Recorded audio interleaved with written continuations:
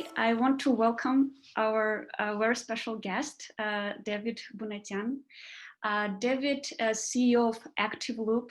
It's a Y Combinator company.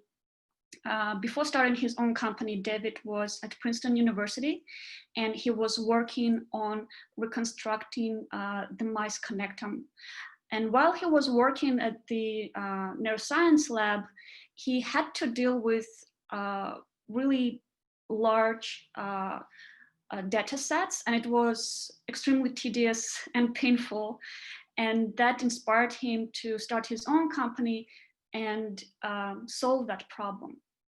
And today, David will share what open source solutions out there that will help you to reduce the pain of managing large data sets and manage them more effectively. And by the way, if you have questions for David, please post them in this chat, and after the talk, David will respond to them.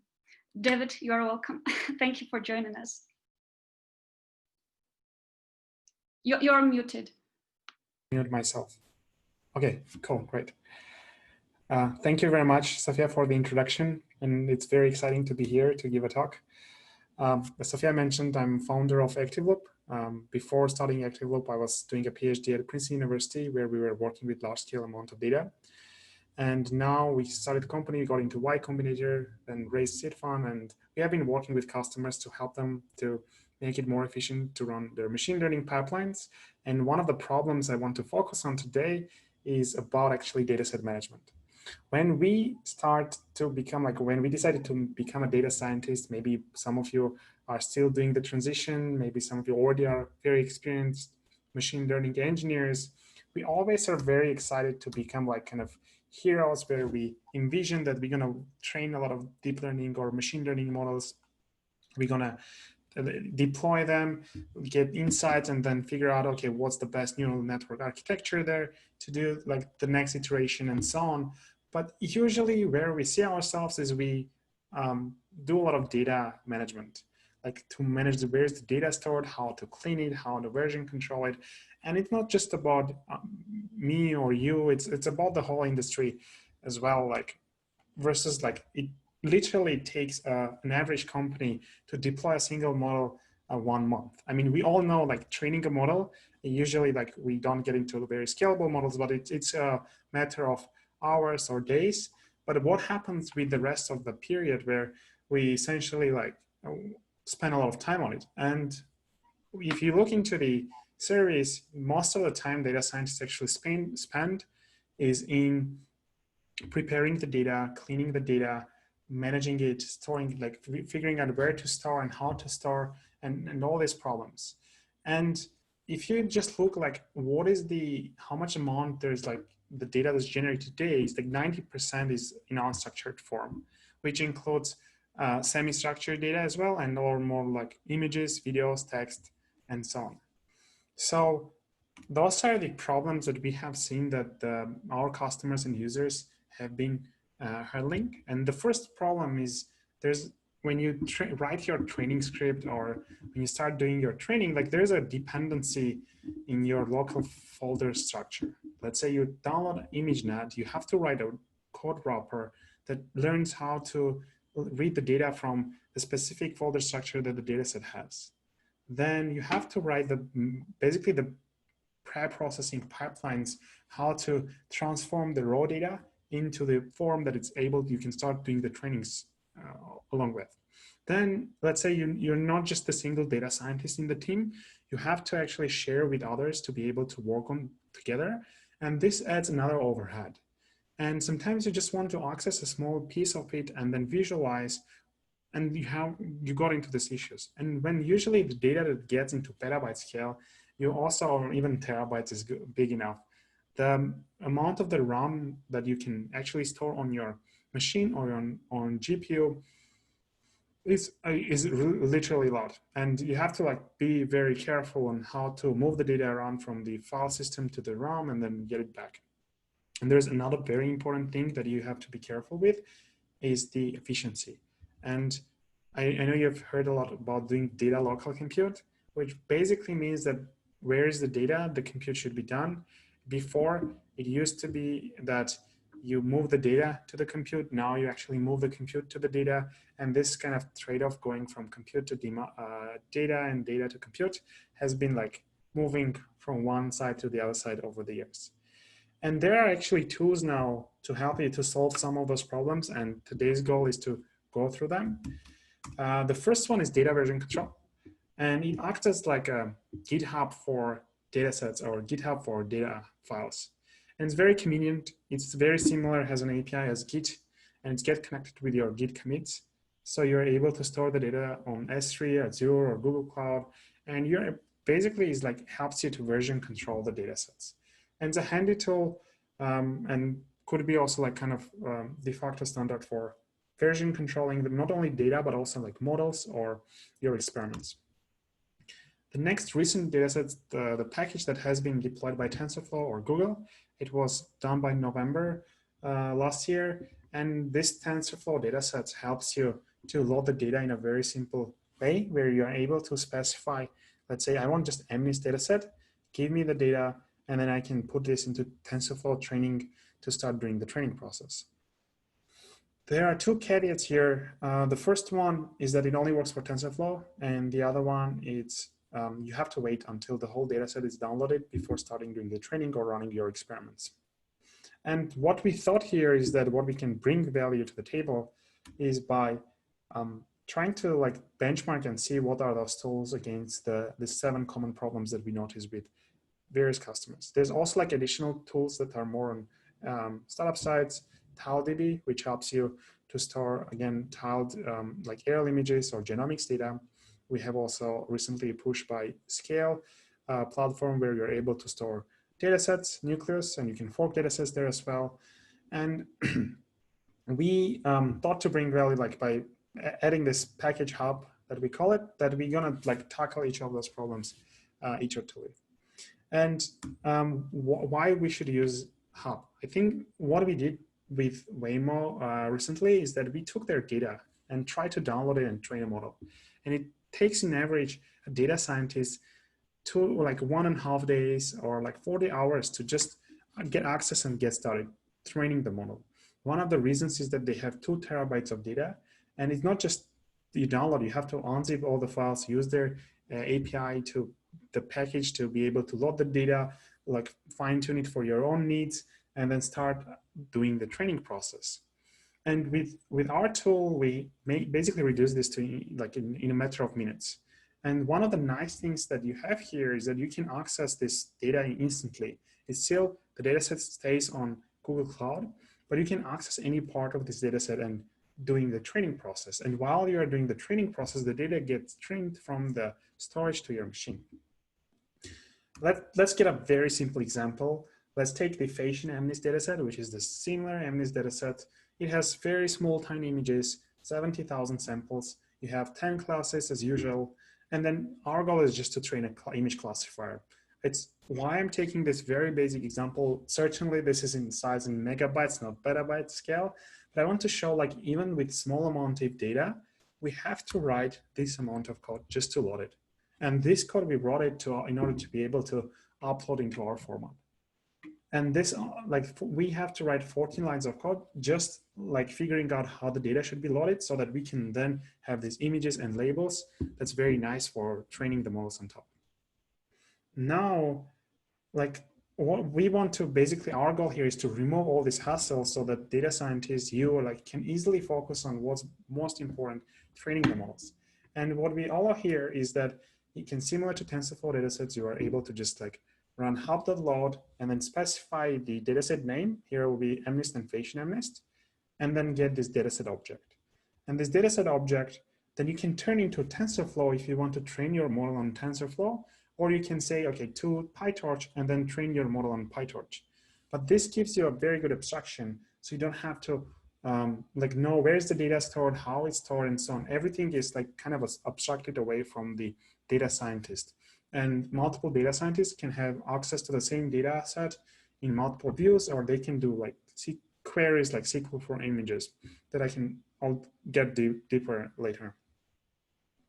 So then we just want to add here the training model process where this data set is a simple, like you get it into your model.fit and you're able to train your model on doing this classification. But getting away from this hassle of writing this 40 lines of code, that's the kind of the benefit of using the similar packages for managing the data for yourself. And then besides just managing the data, we also make it very easy to visualize the data set. And you can like look at this example that we have here. The data set is like MNIST data set. We have 70,000 of those examples. And we also can add the labels and easily do that. And the point of this platform, what we are developing here is to be able to manage all the data sets, and we can visualize any of it and at any scale available. So we have been working with Waymo. We also did a case study with Active, and we also uploaded Coco. So you're able to access a lot of data sets, and we are just adding more and more those days. And I also want to talk about like the benchmarking and like what are the benefits here. So one of our main goals here is to make sure that you can still train your machine learning models with the same speed as if you were saving the data on your way or putting on your local file system. And what we have seen, which is very surprising, is that, I mean, the first part is not surprising. If you have compute-bound models like VGG or ResNet or DenseNet, then the model training process is bottlenecked on the compute time. So you have enough time to move the data and bring it to the GPU. But if you take a much simpler model, which is bottleneck on data part, then things get interesting here. So we are able to get the same speed by utilizing the network as if the data was local to your machine. And machine here is on AWS. The storage is also in AWS. So it's very important that the storage and the machine are kind of physically nearby, but they don't have to be the same. And if we look at the experiments done by TensorFlow folks, we're using TensorFlow datasets plus Ignite. So they have an additional here database in memory to be able to store their datasets. So they don't need to use S3, but they have to like run another cluster. And what we show here is that we are able to have the same speed as if the data was like, they had two settings in their experiment they were running.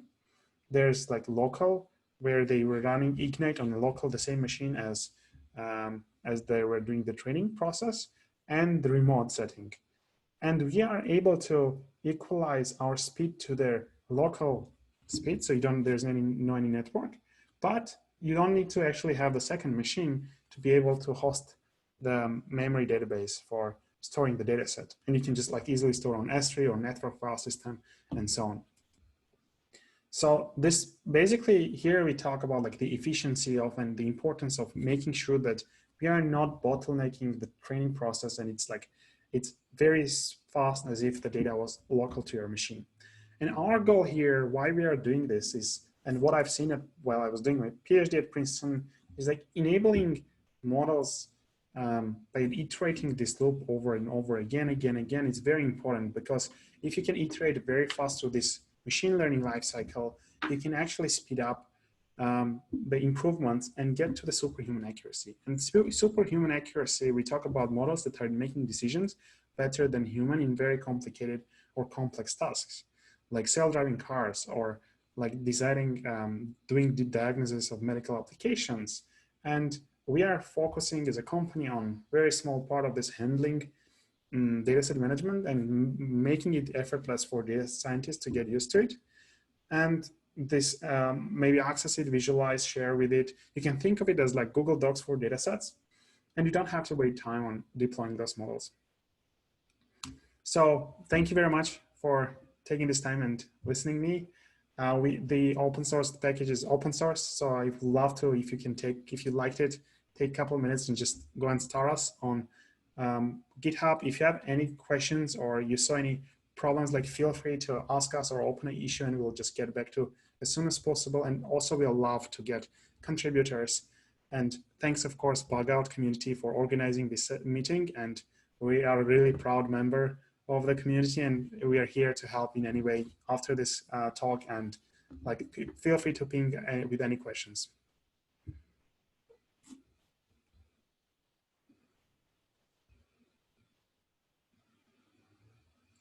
We can't hear you, Sophia. Oh, okay. Thank you very much, David. Guys, if you have questions, please post in this chat. Also, I'm posting the link to our Slack. If you want to connect with David and you have like additional questions, please feel free to join our Slack community and ask them. Okay, I see a first question from Kieran. How is it equivalent to Google Doc? Yeah, it's equivalent to Google Docs in a sense. You can actually work together on the same data set and then modify it, have different versions of it. And basically we talk about collaboration. And it's very important that with COVID situation, especially that being remote, like we're able to work together on same kind of data sets and models and so on. And we're gonna support more additional features in future, but we really want to focus on making sure that for now, data sets is like effortless to work with. Okay, Fabrizio is asking, what is the product, the open source library?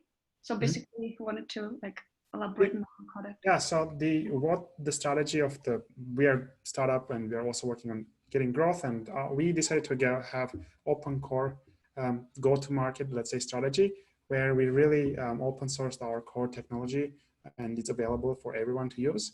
And we are adding visualization that it's free also to use. You can just upload your data set and visualize. And for more additional features, we are thinking of adding for enterprise sale, like enterprise customers, we're going to add more advanced features like encryption and compression. But our main goal here is that the core product is useful for any data scientist and anyone can just get started and use it. Okay. So Neeraj is asking, what kind of storage backends does Hub support? So we have various data backends you can easily choose.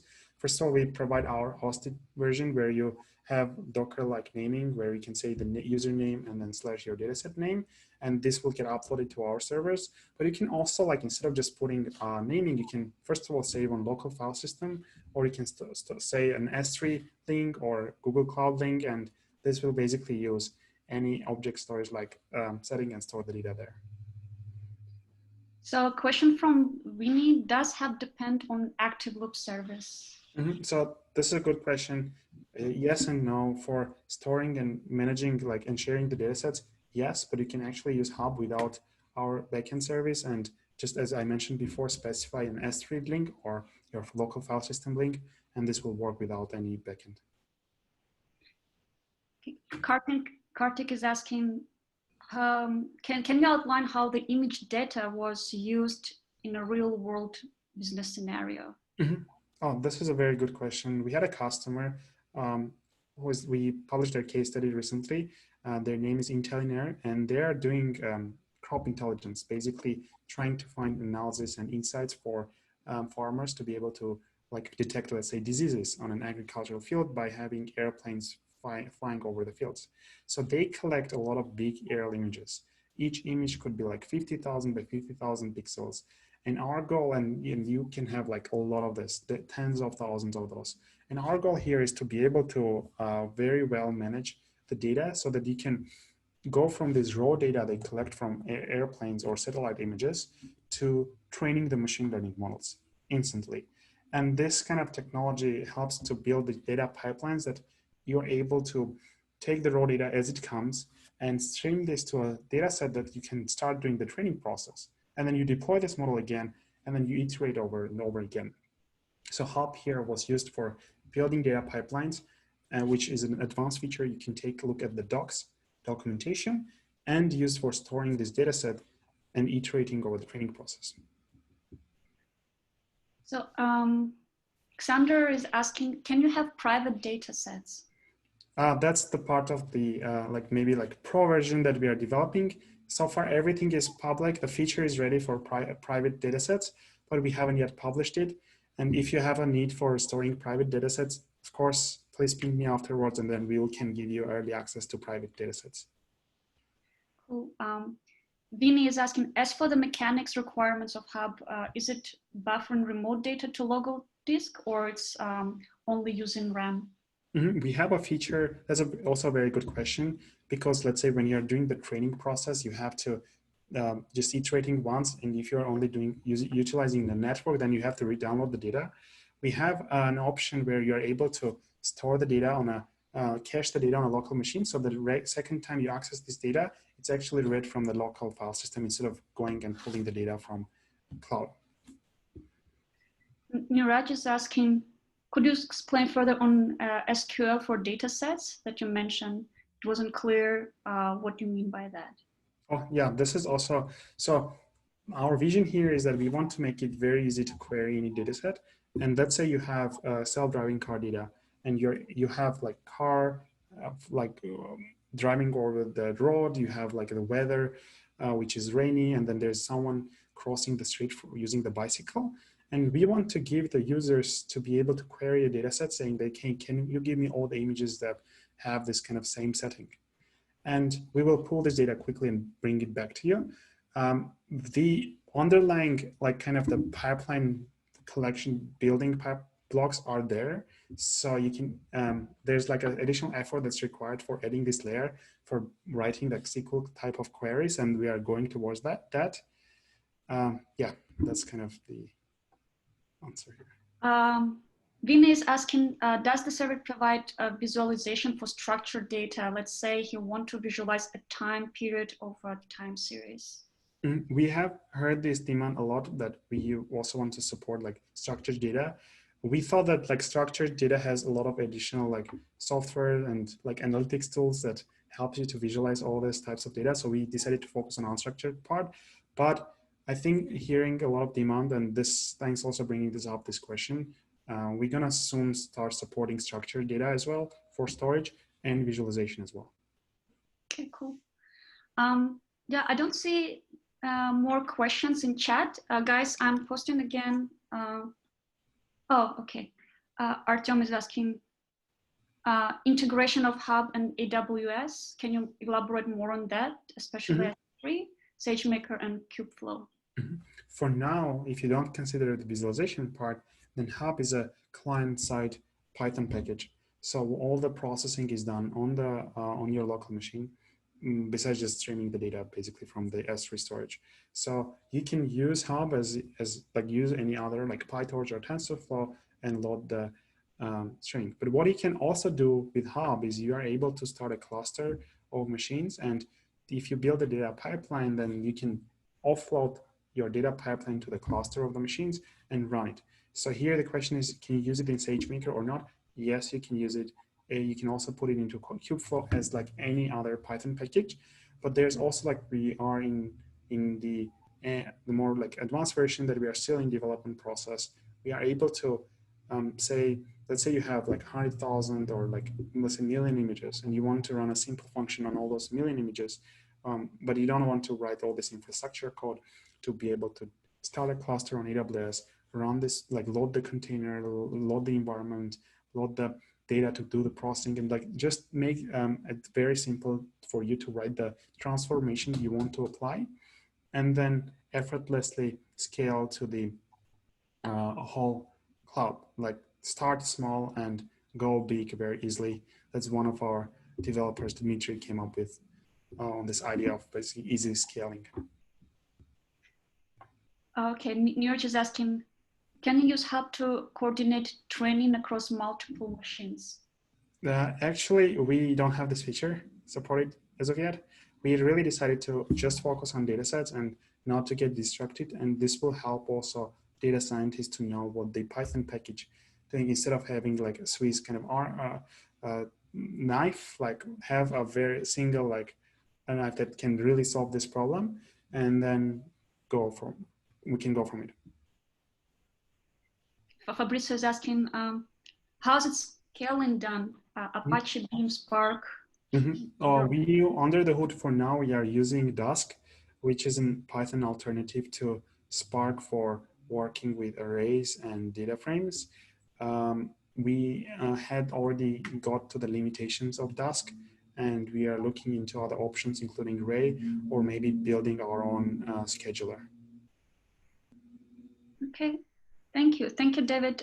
It seems there's no more question at this moment. Oh, okay, Kieran, is the wireless like Wi-Fi world data?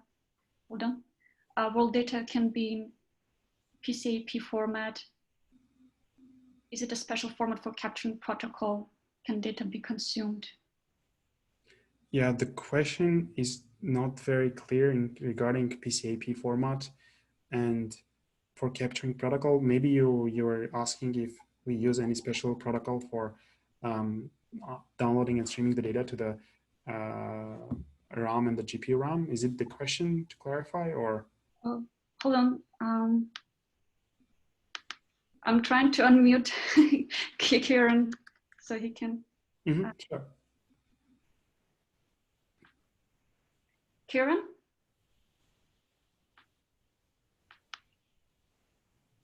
Yeah, hi. Hey, Kieran. So thanks for taking the question. So great presentation. So I know in the wireless world and in the company I work for, we have a lot of access points and there's a lot of data.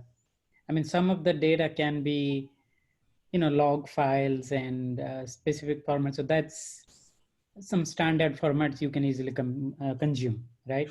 Let's say Parquet or Avro or whatever. But if you have some, so PCAP is a format, PCAP is a format that's basically, typically wireless communication data, protocol exchange, TCP dump. That data is in a certain, you use certain tools like Wireshark and all to capture that. So that data also can be treated just like any other data. And if you have volumes and volumes of such PCAP logs, think of like all the Starbucks. If I get PCAPs from all those Starbucks offices, can that be consumed and processed and some machine learning be run on it? Or you can only handle a predefined types of raw data? Oh, no. So we are letting the users to write their own custom connectors, which can connect to any raw format and then stream this raw format into a unified storage system. So this is also a very good question. Like when we started with aerial imaging, they have their own special formats. Besides just storing the images, which is like big, like 50,000 pixels, they also have metadata associated with it, and like geolocation data and all this metadata. There's also like logs when you are collecting a lot of data from the machines. This is, I think, one of the key innovations that we decided to think differently here is instead of treating files as like binary files or like blob files, we actually assume that any data set or any data is a tensor, which is a mathematical object, or you can think of it as NumPy arrays. And hence we like coming from this, if you look at the history when people were storing like analytics data, they were just putting numbers, digits, like in database, relational databases. Then you have like data warehouses like Snowflake or BigQuery and so on.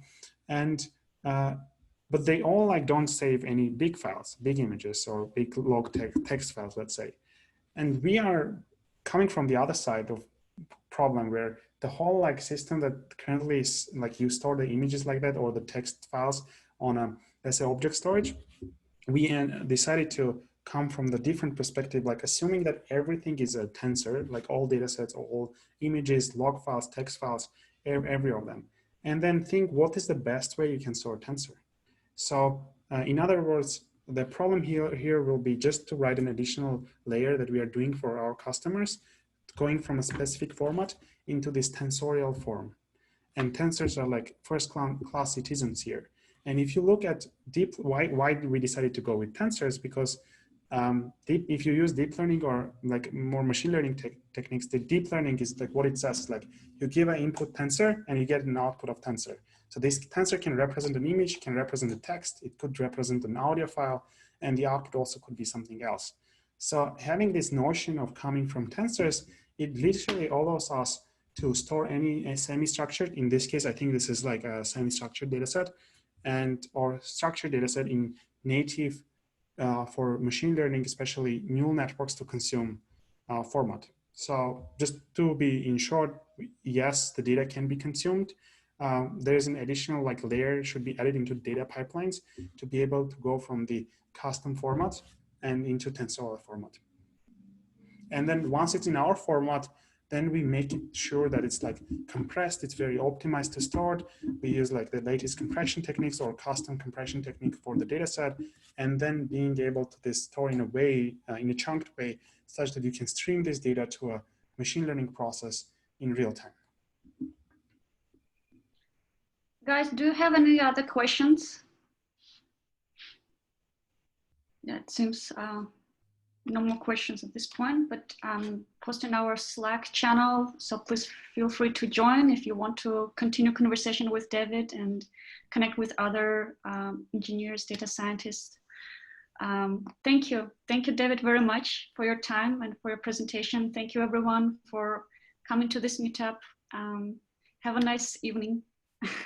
Thank you very much, and feel free to ping me anytime with any questions. Thanks for coming here. Thanks, Sofia, for organizing this talk. Great. Yeah. Bye-bye, guys.